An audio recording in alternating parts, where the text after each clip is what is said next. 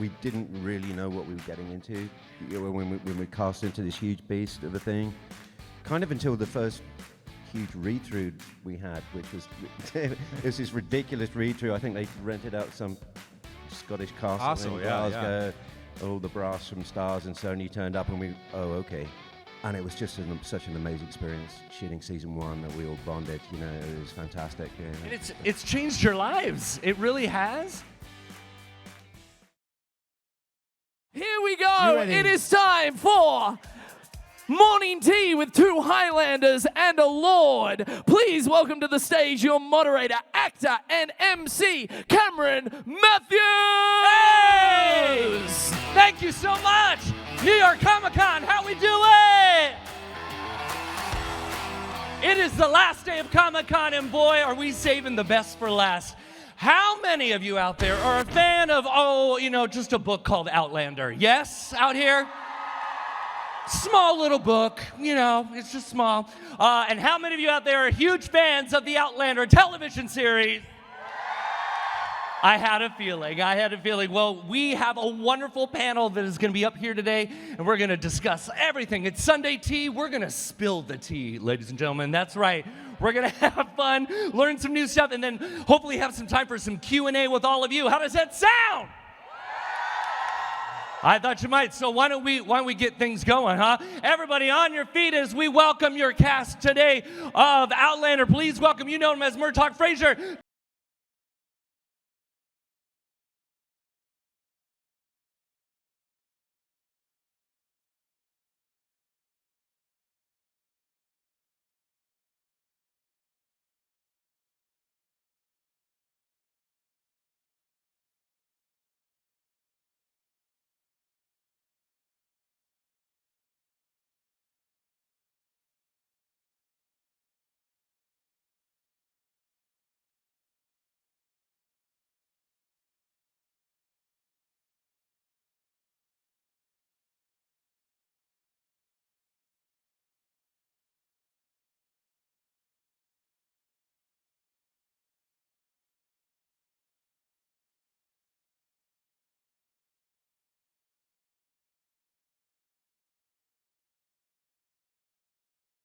Oh.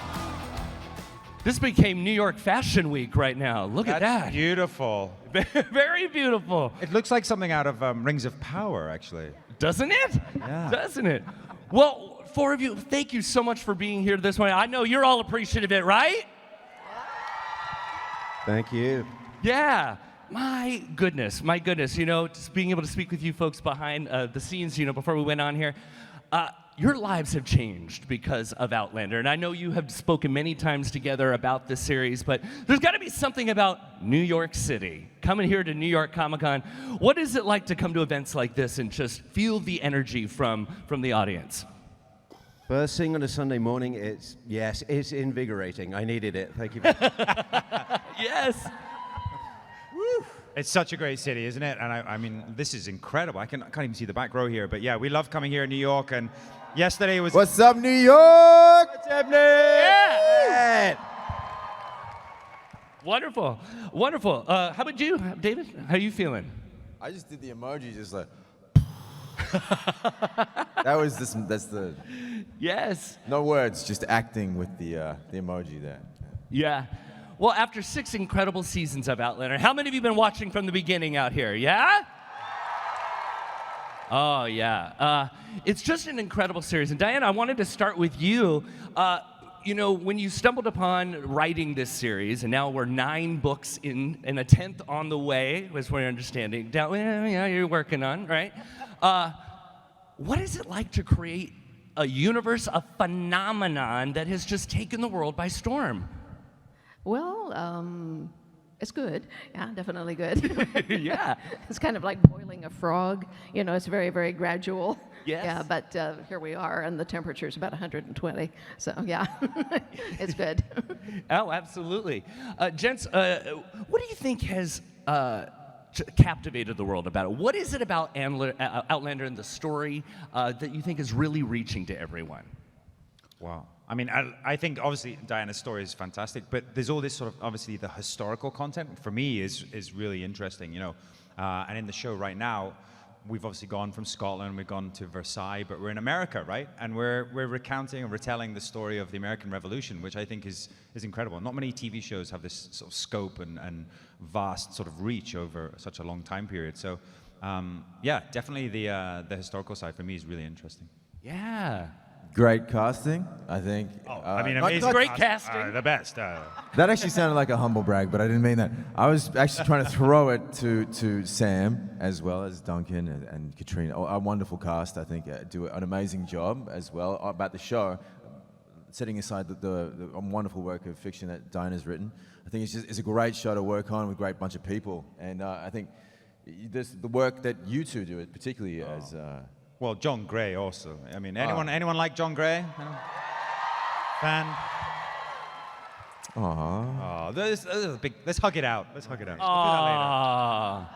And I know a lot out there are hoping you're going to be coming back, yeah, for season 7, yeah? Oh, I am, yeah. Yeah, definitely. Fantastic.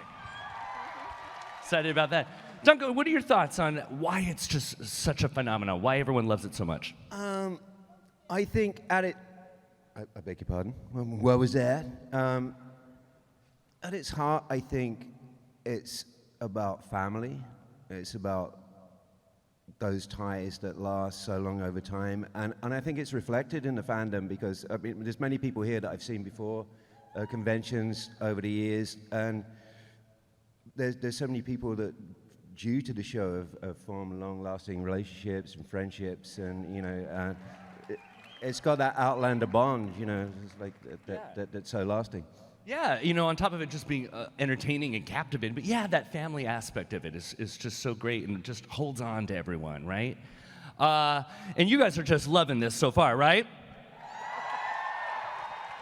So let me ask, guys, being on the series, you know, and taking on these roles, these characters that are just so well written by Diana, did you feel pressure to live up to the expectation, you know, after the first season of it, and you're like, wow, we're going to keep going with this, and everyone just loves the series so much. Did you feel pressure to deliver a certain performance to it? I mean, personally, yeah. I mean, it's. I guess we were slightly naive at the beginning. Didn't know the vast scope and investment that fans had until we obviously went onto social media, you know, in the early days, and we saw that people were anticipating this so much. And I think myself and Katrina, we did an event very early on. I think we were still shooting sort of around episode 4.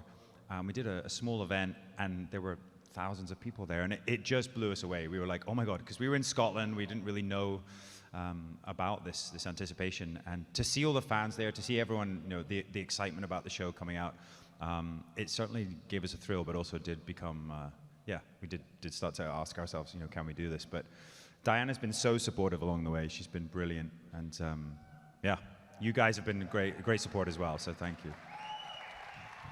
Yeah, it's a lot of pressure coming into something that is so well loved, and also that I came into it later. These two OGs from season 1, and that you've done a lot of the hard lifting, and you know, come to a show that had such an amazing fan base already that had built up from the books and of course the show. I definitely felt a pressure to you know, step into that. Sure. And we have new cast now. You know, we've got Charles, we've got all these new people coming in. Yeah. Big round of applause to those guys. Like, it must be hard to just come in and then, you know, like establish themselves. But they're all doing an incredible job. Yeah. Yeah, as for the fans, I don't know if you remember this far back, but the first time I met you and Katrina, we had lunch, and I was telling you about the fans. And what I said was, I have never had a bad fan experience. The fans are wonderful. They're intelligent and kind and very open, and they'll love you. I said, bear in mind, though, that I think the reason for this is that people with real mental derangements don't have the attention span to read one of the books. Television's a different thing, but luckily we have found still. You know? Diana, what's it been like for you to, you know, not every writer gets to see their work be produced and appear on screen. What was it like to see it, you know, physically, you know, up on screen? Did it surprise you? Did it awaken more thoughts of how to create or continue the series? Once you saw it Well, no. Yeah. Gotcha. Bear in mind, I had been writing the books for Yeah. 20-odd years before they started making Oh, of TV course, out of it. course. But as I you was continue well to ahead keep of where writing, I could yeah. be inspired by it. Yeah. No, the first time I saw it, I was quite shocked, in a good way. I was going, they actually got it right, most of it. Yeah. Most of it. Sorry, Duncan. Sorry, Duncan. It's okay, yeah. As soon as she saw Murta, she was physically ill. Did you find the process of shooting, was it like a surprise to you? Like, I guess I remember you coming on set, Yeah. and I think you said something along the lines of, shooting is bad for your health, like, which I think it probably is. True. Just the hours Totally you do. is, and- yeah. Yeah, well, I remember you telling me that it's intense and relentless, and you are dead right. It's like 14 hours a day, 6.5 days a week, something like that. And you do it for months and months and months. I come usually only for a couple of weeks or at most, and it's an adventure for me. For you guys, it's a job. Yeah. But you also wrote. Sorry, I'm taking over your job here. I mean, Yeah. Oh, yeah. But you go ahead. but you also wrote some episodes, and I did, how was yeah. that writing for screen as opposed to writing the book? Yeah. Well, now writing episodes scripts is actually dead easy compared to writing a book because you guys are doing all the work. Really, all I have to do is provide dialogue and little short bridges, and you take it from there. And even then, you mess with the dialogue, but that's good. Yeah, sorry about that. Yeah. Absolutely. I'm sure a lot of the fans out here, as much as they love you, they want to hear those behind-the-scenes stories. And I'm sure, woo! Oh yeah. Yeah, and they appreciate your dedication to the series. And I bet filming and coming back during the pandemic provided its own set of challenges. Anything from the most recent season that was memorable or humorous that maybe the fans haven't heard about? A blooper, something fun during the series that really stands out to you? My God, that's really difficult. I would say season 6 personally was one of the hardest seasons to shoot, and it was also a small season. But I think it was a sort of cumulative effect of obviously shooting through winter in Scotland, which we always talk about the weather or whatever, but it was really tough. And then I think also the subject material. I mean, the Christies. I mean, oh my God, that family. Oh boy. They're hard work, right? Yeah. And then We need to take a moment about this. let's take a moment and Take a actually moment. celebrate them. Those guys are amazing, aren't they? I mean, what a Mark. I mean, they're fantastic as a family. But geez, I wouldn't invite them around for dinner. But then I guess also the COVID protocols, it just made everything slower and more difficult. But I think despite being a smaller season, I think it's one of the most interesting ones. It's compact, it's intense. So I actually really enjoyed it, but it was very, very difficult. I can't think of a funny thing that happened because not many laughs come when you're working with the Christies. I think the first time I saw more than 2 people in several months was on an Outlander set. So I flew from Australia to the UK, and that was crazy actually. But one of the first days was that day that we had that big crowd scene in. I meet Lord John Grey meets Claire, and I was about to call you Sam, but your name is Jamie. Correct. Remember that? And there was so many people in that one room, all those extras. I think it was a huge extras day. What scene was it? Flora McDonald. Oh, yes. Right. Yeah, and we went a bit crazy, a bit loopy that day, didn't we? We did. Yeah, as you do on big crowd days. But that was the most people I'd ever seen too, so I was going extra loopy because I hadn't seen so many people in so long. We'd been in kind of isolation and lockdown, and you guys had opened up and filming. That was a trip. I remember in the back of the scene there was a string quartet. Oh yeah. So violin and a cello, and of course they didn't play all day. They're pretending to play all day, and I just kept looking over at them, and they were just doing this. I'm like, that's what they've got to do all day, and I was really impressed. I thought they were really good. And the supporting artists who aren't having conversations but pretend to be having conversations all day. Yeah. And it's an art form, isn't it? it's an art form. Yeah. Yeah. Well, my perspective is a little different because I do get to see all the filming because they send me the dailies, all the filming that they've shot every day. And that's absolutely fascinating. But sometimes it's like 47 takes of the same scene, so I will admit to skipping a little bit. But, you know, I kind of judge how things are going by the number of times either Sam or Katrina says fuck. Who Had a few hard days lately. who says it more, myself or Katrina? Her, yes. Yeah, you're right. I would have said that. Yeah. Duncan, can take it over here to you. You know, your character has not been with the series in a little while here. Are you still captivated as the story is continuing? Crossing your fingers in some way, shape, or form, you can come back? No, I mean, we're time traveling here, so anything's possible. I think I was very fortunate to linger around as long as I did. You know, as you know, I should have took the bullet in Culloden, and it's good that the story continues. I think that's, you know, the effectiveness in dramas like this, as we say, it's about family, and family is about loss as well. So, you know, it's like that's part of the magic of the storytelling, that he's gone. I don't think Murder will be adding any more to the story at this stage. We could write some murder fanfic. Yeah. Oh, some fan fiction? Yeah. I don't know what he gets up to, but we could come up with something eventually. We could get Murder going forward in time and becoming a biker, I think, is I like it. Sons of Anarchy with Murder in his leather jacket. She's listening. She's listening down there. I'd watch that. Well, I promise. That's a show about family as well. Yeah, I promise nothing, but if we should get a season 8, I'll see what I can do about Murtaugh's ghost. Oh! You heard it here! On a motorbike. Thank you. On a motorbike. You know, just touching on the whole theme of family, which I just love. Aren't you getting the sense just from them on stage here that you guys are a family yourselves making this series? Apart from Graham McTavish. Well, of course. Yeah. I mean, on set, it's just got to be great. You guys must be really tight and together, and that's so important in making a series like that, yeah? Yeah, I think we were very fortunate. I think Sam touched on it earlier, that we didn't really know what we were getting into, you know, when we cast into this huge beast of a thing, kind of until the first huge read-through we had, which was it was this ridiculous read-through. I think they rented out some Scottish castle in Glasgow. All the brass from Starz and Sony turned up, and we, okay, you know, the pressure's on. But it's real.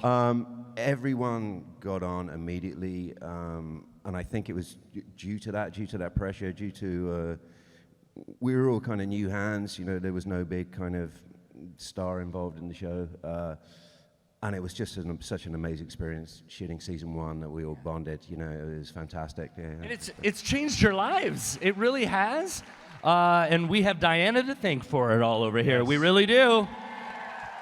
Yeah.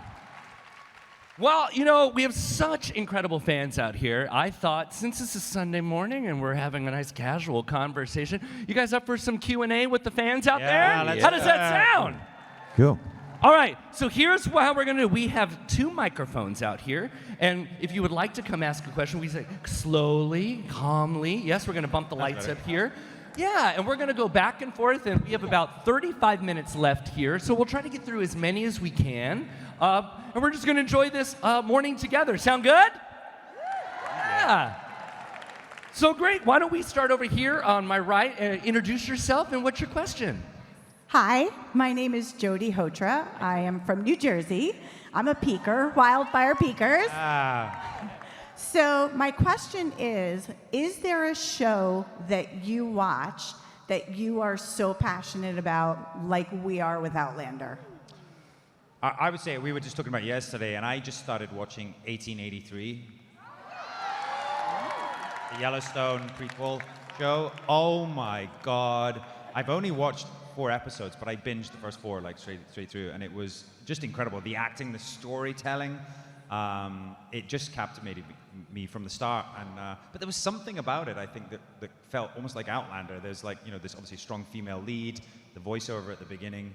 I guess again it's about family, but it's so intense, pretty gripping stuff. So if you haven't watched it, check it out. What about you boys? What are you guys watching? I was the same. I love Yellowstone, but 1883 was just so good as a spin-off. But I really love the Amazon show The Boys. If I could have played any other character, I'm very jealous of Carl Urban playing Butcher. I think I could do a better Cockney accent than him, basically, but like, yeah. Both those shows, but I was really stoked to be within striking distance of Christopher Lloyd Oh, yeah. the other day. But not for the reasons you think, because I love Rick and Morty. Yeah. Yeah, so. I almost took his car last night. Rick, he's Rick.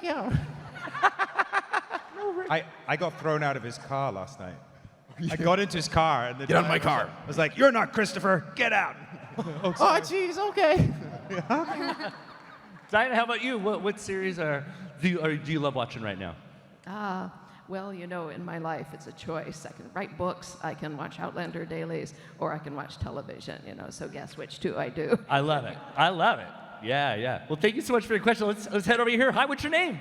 Hi, I'm Sonia from New York City. Good Great. to see you again, Sam. I met you at a Bar Bar event like 2018. I remember it. I wore a tartan scarf in red, and I tried to say, "How are you?" in Gaelic, and you had to tell me how to do it. Kimara Hashif. Yes. Wow. I'm not going to attempt it right now.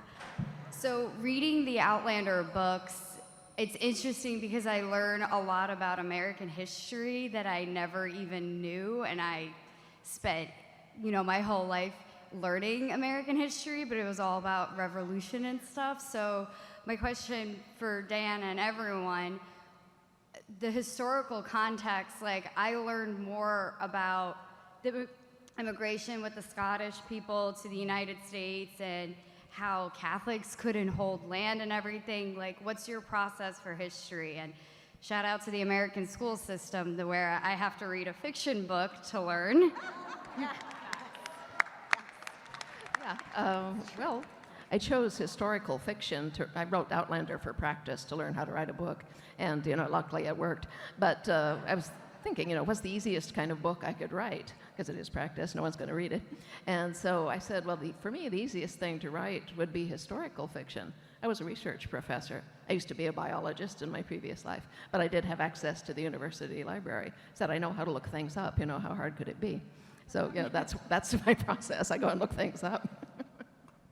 Well, what a great compliment that, you know, it's entertaining, you love it, but you're also learning from it as well. I mean, that's fantastic. I think I learned that it's less black and white. You know, even going back to, like, say, for instance, Culloden, I think in the UK, we thought it was, you know, the British versus the Scots. And then when you actually look at it and find out more, you realize, you know, there were Scots on both sides.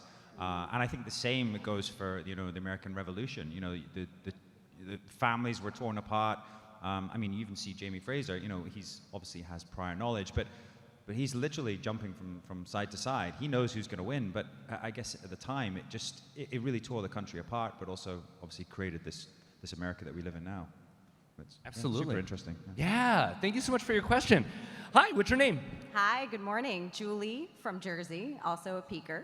Thanks, Sam. Yeah. Fantastic. Yours? So this is for all of you guys. Diana, I'm in the middle of book 8. Went down the Outlander rabbit hole over the past 2 years. Your books have so much, there's so many different genres. You write comedy scenes, you write surgery scenes that make me want to vomit, you write love scenes that make me want to go do fun things with my husband. You know, there's battle scenes, there's arguments, there's so many different types of scenes, which makes the book so rich. So what's your favorite scene to write? And for the cast, what's your favorite kind of scene to play? Wow. Great question. Good question, yeah. Well, it kind of depends. I mean, by favorite, if you mean the most emotionally engaging, those are not always the funny scenes, nor the love scenes and so forth. But I enjoy them. It's, you know, what you might call a technical challenge, as well as an emotional challenge. Because when you do emotion, the trick to doing that is not to do emotion. You show what happens and you stay back out of the way, and that's very hard to do. When you're writing, you just let the events speak for themselves, but they need to speak loud and clear. So that's the most challenging thing to do. Some of the conversations between Jamie and Claire, though, are probably my favorites because, once they start, they just take off. I think you absolutely said it there as well. I think Diana's books are so full of comedy and pathos and all these sort of things and tragedy. And I think playing it, that's what's so fun as an actor. I mean, you get these... I always feel like Outlander's done these great scenes that are very dramatic, quite theatrical, big scenes that come direct from Diana's books. And they play out so well. I mean, we just had one recently, and I can't tell you what it was, but it felt like, even the scene by the river, you're tearing my guts out, that one from season 1. Like, these scenes just stand alone, I think, Yes. and they feel very theatrical, but they're so fun to play as an actor because you get so much material to play with. Yeah. It's early. You're still thinking Rick and Morty, aren't you? Yeah. Yeah, I'm in another dimension right now. No, I'm trying to figure out a way to answer this, but it is like, I think Lord John is essentially like a very comedic character, but he has you said a word, pathos. Something about Diana's writing, I'm drawing upon that as well, just hearing it all now. That's where I was at. It's just removing yourself from the emotion, and he has a certain dryness to him, and that, I don't know, but there's a unity in the tonality of the show. Like, it has this heart to it with all these big dramatic things going on, like with the comedy, the romance, the battles. There is this really strong core, and I don't know what it is, and that's why I can't really answer it, but that's what's tantalizing to play. You're playing something human, and I think that's what she's created, is something that you can't put your finger on, but it's very human, and that experience of just like all those things, and getting it in its totality is thrilling to play, because it's not one note, it's not nothing. Yeah, I don't know if I could say I have a favorite, but like my natural tendency is towards comedy anyway. So I kind of liked what was going on between me and young Fergus in season 2, like young Roman Baru when he was in it. It just seemed like a lovely little comedy duo that we had going on. So I got a big kick out of that. Yeah. That's the thing. Like, you're a great comedian. I think, but you're a great comedian as well. Like, I agree with that. And I watched some of your scenes, and I'm like, you would like amazing, like. Comedy actor. Mate, thanks, dude. Welcome. No, but I think you're right. I think there is. I mean, you're not bad. There is. There's so much comedy in all the characters, and I never. So much comedy. Apart from John Gray, obviously. Great question. Thanks so much. Hi, what's your name? Hi, I'm Jen from New Jersey. I would like to know, which character do you guys, each of you, think that you would get along best with in real life? It could be your character or another character. Like, which one would you want to bring to a party with you? Oh, that's good. Yeah. I think I would have got on with Angus and his love of whiskey. We would have got on well in real life. They're thinking. Ah, it's tough. Yeah. Well, I would get along best with Jamie. Yeah. I think a lot of us would. I've been living with him for 50 years, and we still get along all right. What about you? I'm still thinking, still in that dimension, still thinking. Yeah. I don't think I would get on. I don't think Jamie would like me. He wouldn't like you. He wouldn't like me. Jamie would have no time for you. Stupid was actor. I don't know. That's a good question. Kind of, maybe Roger would be kind of fun at a party, right? I mean, he'd kind of maybe. Yeah? Could be. He'd and play some right. music. He'd be Yeah, fun. he'd probably bore you with some facts, but History. yeah. I want to say Murta because he's sitting next to me. Why not? Yeah, everyone loves Murta. You can't go wrong with that. That's a strong choice. Yeah. There you go. Thanks so you. much for your question. Hi, what's your name? Hi, I'm Lorianne from Philly. Hi, great. This question's for Sam. So I noticed that Jamie does a lot of crying scenes. Crying scenes? Crying scenes. Yeah, you do cry quite a bit. Cry, baby. All right.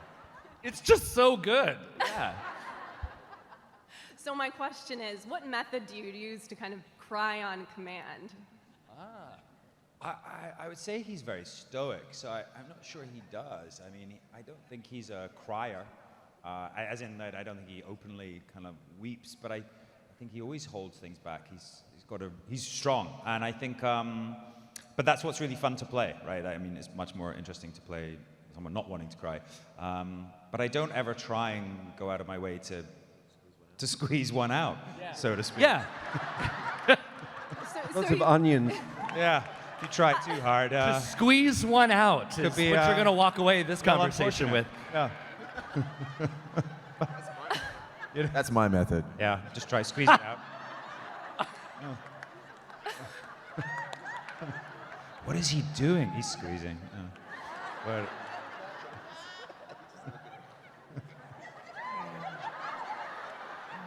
a lot of facial expressions up here. I'm going to try that. I'll try that. Yeah. So when that tear does roll down, you don't. How do you make that happen? I don't know. CGI. It's all fake. It's all fake. I creep up and pinch him really hard. Cry now. Try now, Sam. Now, Sam. I don't know. It's a funny one because sometimes if you read a scene and it says, for instance, Jamie cries, it's these stage directions are kind of slightly unhelpful because I always feel like you don't know what the character's feeling, how the character's going to react. So it's not about going for the end product. It's just as we probably said earlier, sort of leaning into the emotion, leading into the character, and then whatever comes out of that will, I guess, move you hopefully. But yeah, it is a tough one. What about you guys? I mean. So that's the school of Sam Heughan, how to cry. How to cry, just see what happens. You want to know how I cry? Yeah. I just think of you. We all want to know. Do you cry a lot? Do you cry alone? I practice a lot, just thinking of you. I think Sam actually said, I agree with that technique. You don't try to cry, it happens. And if you try to cry, it won't happen. And if it does happen, you're like, and you get that single tear, and then quietly inside you're like punching the air, like, yes! But it's also difficult because, you do the scene so many times, so you also don't want to peak too early. And that will happen. True. It's true. Full of euphemisms this morning. Yeah. Pinch it out and peak too early. Yeah. You want to Squeeze go it to out. the end. Squeeze it out. Yeah. Squeeze it out. Certainly don't want to finish early. That would be terrible. Yeah. You don't want to finish early, yeah. Thank you so much. Thank you so much. Moving swiftly on. Let's take it on over here. Hi, what's your name? Hi, my name's Mara. I'm also from across the river in Jersey. Great to have you here. Last year, Diana, you talked a lot about trauma, and I see a lot of themes running through the show and, of course, the books up until and including the daily lines that you published. Thank you for those. But a theme that I've noticed since the beginning that's very relevant to who we have on the stage is unrequited love.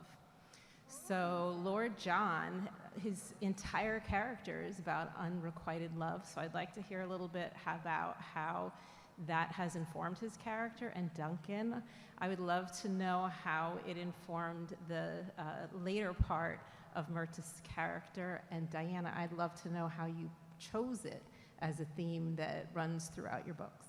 Thank you. Well, the essence of a good story is conflict, and conflict results from a character in a situation that is affecting him or her adversely, usually, occasionally positively, but not that often. And requited love is great when it happens, but there need to be a lot of roadblocks in the way, or it doesn't work very well. You just meet and kiss, and that's it. This is not a story. You don't have any conflict. So, what kind of conflict do you have if it's a love story? Well, you have circumstance separating the lovers, as in one of them being on one side of a 200-year gap and the other on the other, as in one of the parties being married to somebody else, and the other party being married to somebody else. Okay, that kind of exhausts that. Well, what do we have left? Well, we have Lord John, who is a very nice guy, but, obviously in love with Jamie, which is a problem. He already has too many people in love with him. No room for more. But as it is, people say, well, how did you decide to make Lord John gay? I didn't. He just showed up that way. I mean, really, he did. Yeah, and so, you know, that being so, well, then I began looking at homosexuality in the 18th century, which was a really bad situation. You know, it was a capital crime. If they caught you at it, you would be hanged. And, or if not that, you know, banished from the country, and in any case, your entire family would be ruined, because back in the day, they thought that kind of behavior was A, hereditary, and B, catching. So if you had a homosexual person in your family, nobody else would have anything to do with you. No one would have patronized your business. They wouldn't let their daughters marry your other sons, because who knew, you know, they might be. So, you know, this is very dangerous. And so Lord John lives with that kind of danger, with the consciousness of it all the time, which makes him both a very strong character, but also one who is subject to constant conflict. In other words, anything he does is interesting.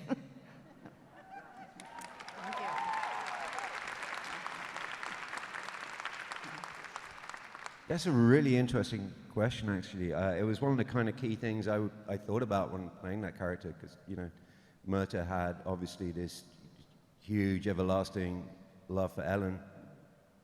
And I think there's just such a weird thing about unrequited love. Obviously, it's just like an ideal that could never be blemished, really. You know, it never has to be put to the fire and put to the test. And I think it ended up as a kind of Myrta's tragic flaw. You know, it's something, if you can't let go of it, it informs a lot of the rest of the character. Like the stoicism of Myrta, like the loyalty, it's just his inability to let go of this kind of ideal of what something should be. It really kind of impacted the way of everything I played about that character. Yeah, so then he met Jocasta and couldn't quite come to grips with it all. But yeah, unrequited love is, oh wow, yeah, it's such a huge, impactful thing in people's lives, and you should just let go, you know, really. I thought he was so tragic, Myrta, the way you played him. Certainly, you know, because I always felt that he's this kind of sad, solitary figure in a way that, you know, when we first meet him, you know, he's definitely still in love with her, or the memory of her, and his sort of loyalty to her. I thought it was beautiful. And then obviously, I think we all kind of enjoyed the sort of Jocasta of it slightly at the end, because it was like, he's finally got a chance. He's finally gonna get some. He's gonna get some. And he can squeeze one out. Yeah. They squeeze one out. David, any thoughts on your character? Yes. No, I think playing him, I think Dana did a great job saying everything that needed to be said, but in the playing of him, it's helped me understand love in new ways. Love is a very complex emotion, and it's the one that we're all fascinated by, and what I think draws us to the show, and its various iterations in the show and formulations with Claire and Jamie, Roger and Bree, or John. I mean, there's a love story happening with everyone, and a lot of drama. It's all about love. A lot of human drama is always about love, and I think what's special for Lord John is it gives him just this kind of inner life, and his and tragedy to him, which is it's really compelling to play. I love it. I love it. Yeah.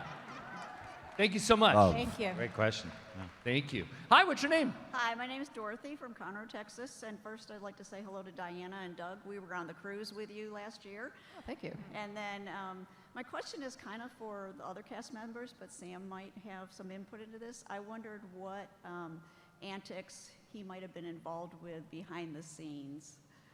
Oh. Antics. Antics? A lot of his phone. Doing business deals on the side. I don't know. I don't know if I mean, we get asked this question quite a bit, and I mean, we don't really mess around. No. Per se. Yeah, we do, but nothing repeatable. Yes. I don't think have we? I must have not been there. Yeah, and wasn't invited to the messing around. But I would say that when we all get together, it is trouble, especially Lauren, Cesar, Sophie, Richard. When we're all in a scene together, when the family's all together, it is chaos. I mean, there's like 20 conversations going on. The poor crew are trying to like, next, do the scene, and it's madness. So I think those are probably the most wild times we have. They're just, that bunch, it's hard to corral them into one, into doing their job.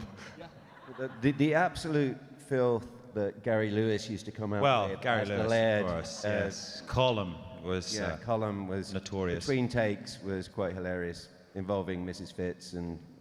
Yeah, there was a whole backstory there. Google. Yeah. Yeah. But there is a great sense of play on set. Like it's not serious, but like we're in costumes doing like dress ups and playing stuff. So you get silly, but a lot of the time you actually can't remember what you did. I think. But it's always great. We've only had 1 or 2 scenes, but like when we're on set, like there are scenes where we really need to dial it in, and other scenes when we're just like mucking around, like especially when there's multiple people on set. Yeah. And it's fun. It's just like you have those moments of like, what a weird job we have, and it's awesome to have that. Absolutely. Thank you so much for that. Hi, what's your name? Hi, my name is Rochelle Heller. I'm from Monroe, New Jersey. Welcome. Thank you. My question is, there are some rumors that potentially the Outlander season may end after season 8. Is there any truth to those rumors? And if the opportunity presents itself for a season 9 and hopefully eventually season 10, would it continue? We're still on season 7. Yeah. Yeah. No, absolutely nothing has been, officially released regarding that. So, even if we knew anything, we couldn't tell you. So close, so close. Oh, because you thought someone would break, didn't you? Thought we could squeeze one out for you right there. I know. Yeah. Thank you so much. Hi. Hello, my name is Tanya. I'm from New York, and my question is, I was really sad that Laura, who plays Jenny, of course, wasn't able to come back. I know through circumstances that were beyond everyone's control, but was there any other characters that you wish you could have more time with, or wish you could kind of bring back? Yeah. I hate the fact that I never got to... I think it was only one scene I got to act with Tobias, Blackjack. He was such a great actor that I regret not having more acting time with Tobias. I just, obviously, it was very sad about Laura, but I don't want to give anything away, and I don't think I'm allowed to. But we have some great actors in the show, really good, and I would love to have had scenes with Tobias, more scenes with Tobias, because he was so fun to work with, and I really enjoyed the stuff that we had. I mean, it was so intense. I mean, the end of season 1 was just crazy, but. He's brilliant, and I just love to see him come back somehow. Can we do that? Ghost? The power is right to your left, right over there. So yeah, right. You never know. Thank you so much. Hi. Hi, my name is Brenda Maley, and I'm from Massachusetts, and I live very close to the official start of the American Revolution, Concord and Lexington. Yes. So I've been looking forward to the American Revolution scenes. But anyway, I got this question. Oh, and I also want to just say, I discovered Outlander in 2020 during the shutdown and the pandemic, and it absolutely got me through the pandemic. And I think I speak for a lot of people. So thank you all very much for that. So this question came to me through my Twitter feed as I was sitting there earlier. And it's a follow-up to something Sam spoke about yesterday in the panel. And I'm bringing the question level down a whole lot. So anyway, it's a follow-up on the dismounting question. So my Twitter friend wanted to know, have there ever been any costume malfunctions, dismounting, or, and this can be for everybody, costume malfunctions, prop malfunctions that led to like an embarrassing or funny situation? Those costumes are pretty well I had put a scene together. where I think it got cut from the episode, but it was in Ardsmuir where Myrta gets dragged out and gets whipped, and John Gray kind of stops it just from happening. But we have these kind of like, I don't know what they're called, like, you know, it's 17th century trousers, you know, and like, I was left to my own devices. Usually you have like a costume lady come along to check what you're wearing. I put mine on back to front. So the whole scene, I'm being dragged out by these two red coats. I get strapped to the post, and then you just see these Calvin Klein briefs sticking out the back. He's been around a long time. So Calvin Klein was back there. Murta. Or Murta back in Oslo. Always So Calvin. stylish. Thank you so much. Sure. I'm going to see the three of you for a photo soon. We'll see you there. Thank you. Awesome. Thank you. So we have about 9 minutes remaining. We're going to try to get through as many as we can. Hi. Hi, my name's Chris, and I'm from Long Island, and this question's on behalf of my mom. Near the...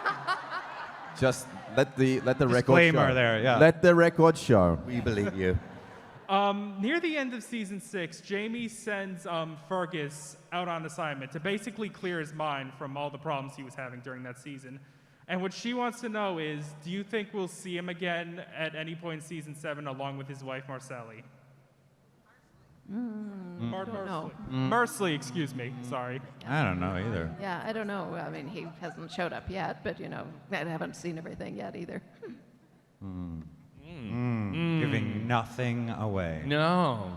But there sounds like a possible hope there. So What do you give him something for his mom? What do we tell him then? What can we tell him? She's raised a very curious boy who has asked a very, very good question.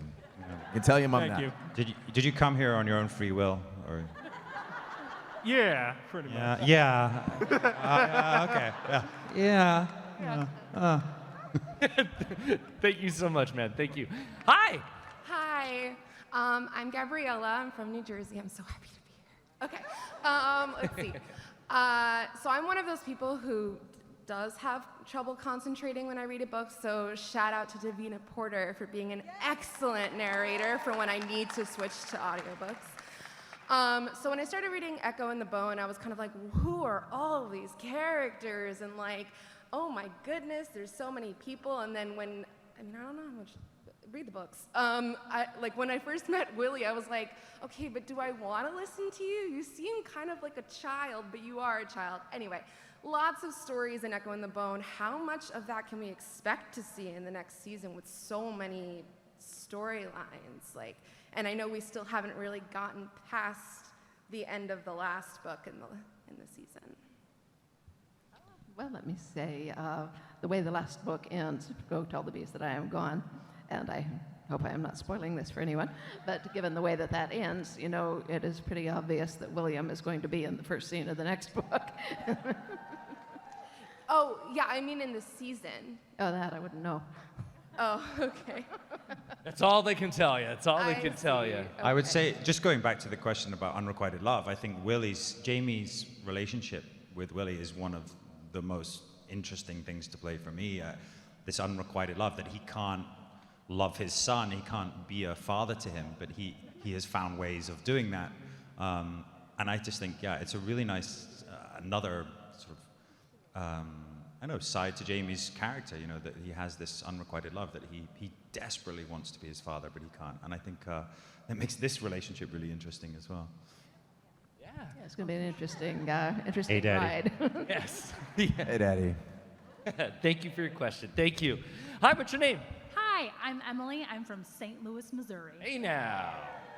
Too bad about the Cardinals. Anyways, I heard that, Sam, you know the ending to the book. That Diana told you the ending to the book. Yeah. Has that ending changed or been updated? Oh, yeah, do tell. Yeah. No, the ending hasn't changed. Yeah. There's a lot of stuff in between now and then that I don't know yet, mind you, but I don't think it's going to change given the circumstances. Oh, you sent it to me, didn't you? I did, yeah. Do you want me to read it out? Oh, no Wi-Fi. Oh. Yeah. But you did, very early on. And I have one more quick question. Favorite filming location? Where the stones are, where the standing stones, it's up near Schiehallion, Kinloch Ranach.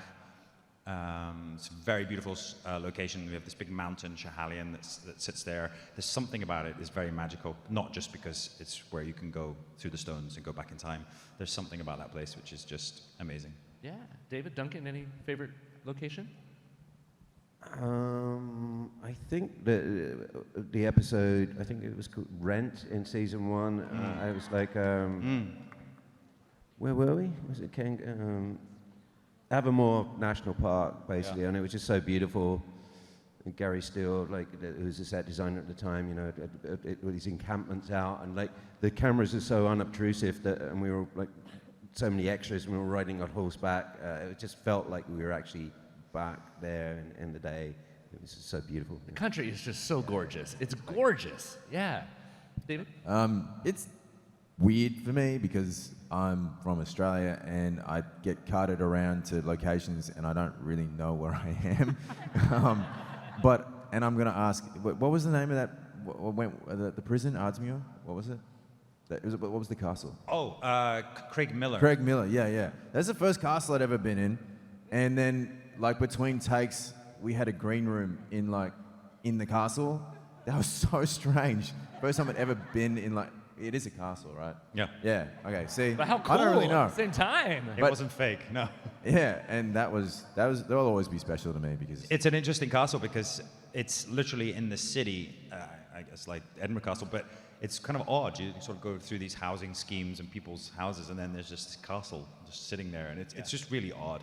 100% it's haunted too. Yeah. 100%. Yeah. Thank you so much. Thank you so much. Hi. Hi, Stephanie from North Carolina. My question is, there was talk about a Lord John spinoff, and I know there's a spinoff with, Jamie's parents, but haven't heard anything more about Lord John. So, is there anything? Can you say? Maybe?